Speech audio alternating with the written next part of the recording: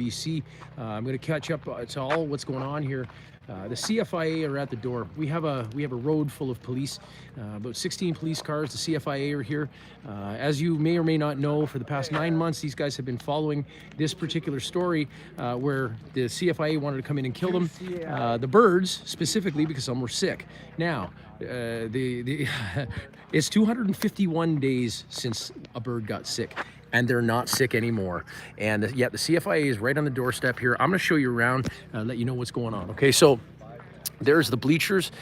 This is Global, and CFIA and coming in right now.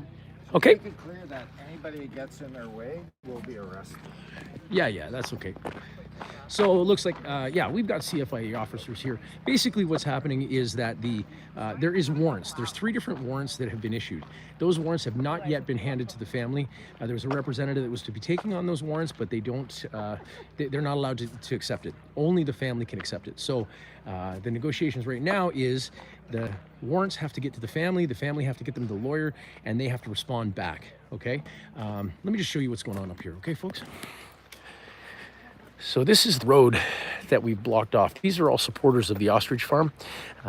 We don't want them just coming in here hell-bent for destruction. So what we've done, oh gosh, I gotta tell you something else too. Okay, so here's the thing. Over here, look, this is the farm over here, okay? Here is the neighbor. Now, this neighbor has been causing nothing but problems for the family for a long time. It's well known. There's also an Edgewood hate group, which is causing a lot of problems for the family. Now, what happened this morning was there was some threats made on the Facebook, or sorry, the Edgewood Facebook group, and it turns out that it looks like somebody tried to act upon them. There was a gentleman, and I'll show you right now. Hang on. There was a gentleman spotted right over there, and we've got it on video, and you guys will see it, all dressed in black with a black baklava, and he had a gas can, and it looked like a green lighter in his left hand. He started fighting with Lois, and I guess I don't know whether or not he threw the gas or he lit the gas or whatever, and then he took off. Okay, we've got video of it, and we've got all the proof. Now, what happened was one of our supporters got arrested, Tim. However, Tim didn't do it, and we got video of it, so I think they've released Tim. I haven't seen him yet. I'll interview him as soon as he gets here. But that just happened this morning. These guys started rolling in here about 5 o'clock this morning. We understand there's a couple hundred vehicles in and around RCMP, CFIA, trucks, moving trucks, equipment.